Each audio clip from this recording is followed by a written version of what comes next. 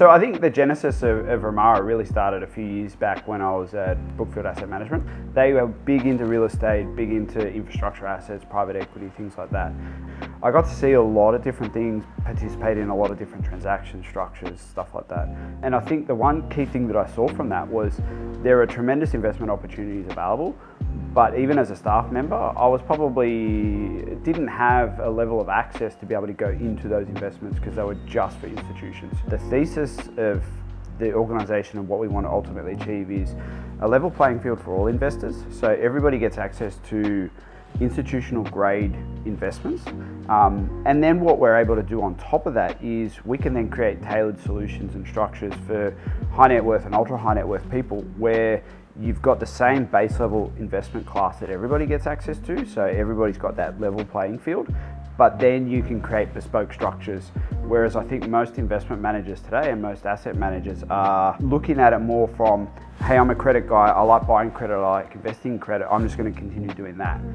And I'll create a fund that is for wholesale guys or high net worth guys, but it's not really bespoke, it's not really for everyday Australians. It's not really for the investor, it's more for the manager that wants to just buy the assets. Whereas what we've really looked at is, okay, generate assets, invest in the businesses over the long term, be a long-term allocator of capital, and then essentially be able to create opportunities that everyone can participate in.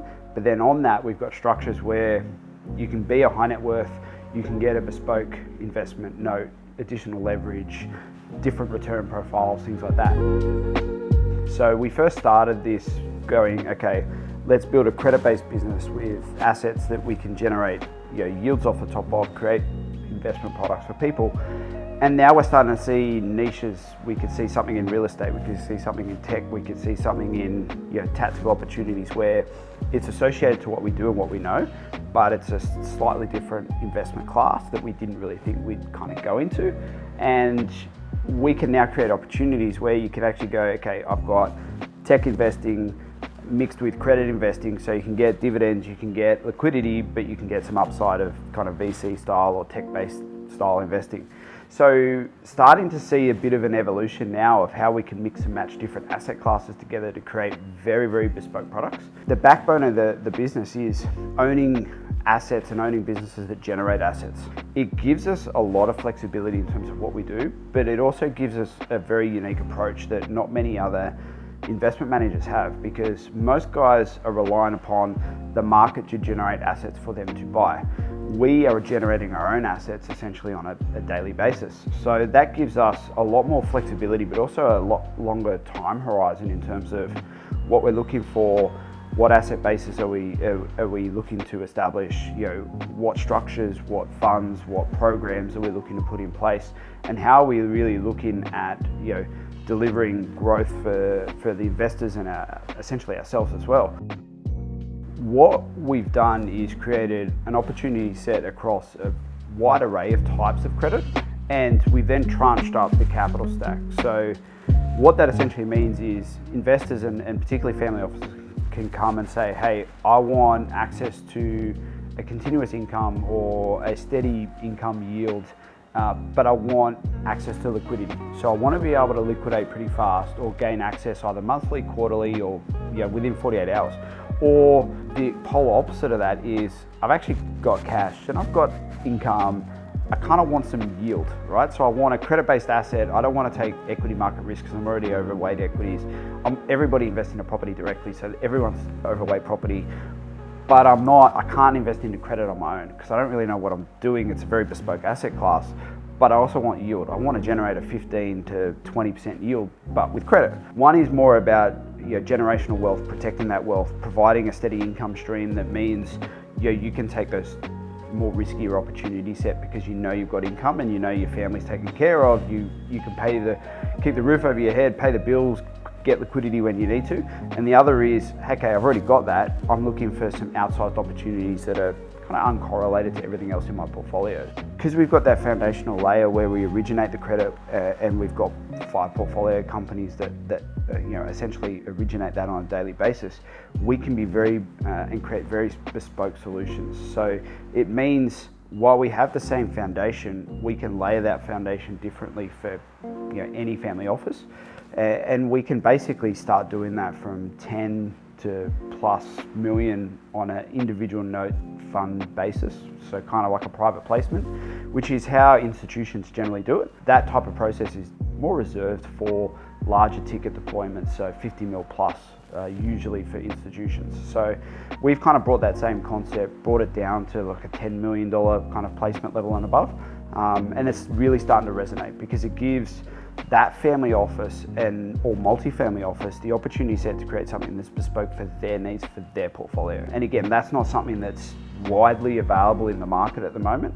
And particularly with our model where we have risk retention and we've got skin in the game on that credit business. You're talking to guys that lose their money first if there's losses through that pool or losses or poor performance in that underlying credit pool. So the family offices, they resonate really well with that because it's like, okay, your hand's in the coal bag, the same as mine. I know you're going to lose first before I do. So you're backing yourself, you're backing your ability, you've got risk, you've got skin in the game, and then we're able to create those bespoke solutions for them. It resonates really, really well, and we've had a lot of uptake for that type of product. What we're starting to see in the private wealth space is people are understanding how credit can form a good, strong part of an underlying investment portfolio. So credit, provides a consistent income month in, month out. You limit your downside risk because you're sitting in a more secure portion of the capital stack. So it's got a lot of attributes that provide very strong foundations for people's portfolios. I think the challenge has been, particularly in Australia, we don't have a big public market for bonds and fixed income and those types of things. And to this point, we've had still a very young investment life cycle. So people have been more around the accumulation of wealth. We're starting to get a little bit older as a nation and as a country and as a population. So that means you want to take a little bit less risk. You want more income, you want a little bit more access to liquidity. So that's where credit actually can provide a fairly solid foundation for anyone's portfolio. There's been a lot made about green investing and social investing and things like that. I think the biggest challenge that we see with that is there's a lot of superficial stuff. So everybody still wants to earn the same return, but they also want to be able to tick that green box or that social box. As you're building markets, as you are with the green investment, the green energy investment, the social investment, you can't expect those same returns. So you kind of got to give something up. We haven't really seen investors be willing to give stuff up yet to that point. One of the good things that we have established is we've got a transaction with the Australian Office of Financial Management. So that enables us, and their mandate is to grow the capital markets for Australia in certain loan types for securitized credit. So we've got a facility with them on the basis that they're investing some money with us, we're investing in building certain products. So mutually we're both getting the same thing that we want out of it, but we get to a position once complete that we've actually established a good strong market where you can pay those market returns, but you have a very different aspect to kind of what you're doing, and you've got that social and green aspect to that, or that impact investing. The second component that we're doing, which is very, very unique, is we have a joint venture with a First Nations business. And one of the concepts here is we wanted to create a business that wasn't based on government handouts or support from industry. We wanted to create a business that was self-sustaining over the long term, but we also wanted to create a business for First Nations people where they had the opportunity to create pathways into investing, credit, insurance, all the areas that are traditionally quite difficult for First Nations people to get access to.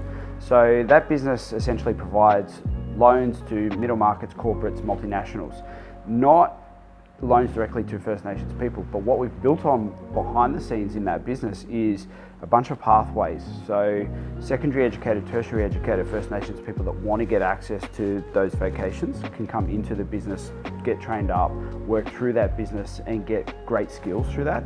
And then the second component is we've mandated 70% of the profits go to a social account. That social capital account then has entrepreneurial programs to be able to build up entrepreneurs. It's kind of like a 12-week mini MBA. Once they progress through that, they're then eligible for kind of like a VC or PE style grant. They get support from us from an accounting and a legal perspective. So what we're trying to build up is a bit of a, as I said, self-sustaining war chest, a business that produces profits, that 70% of those profits go into creating social outcomes and investments for First Nations people.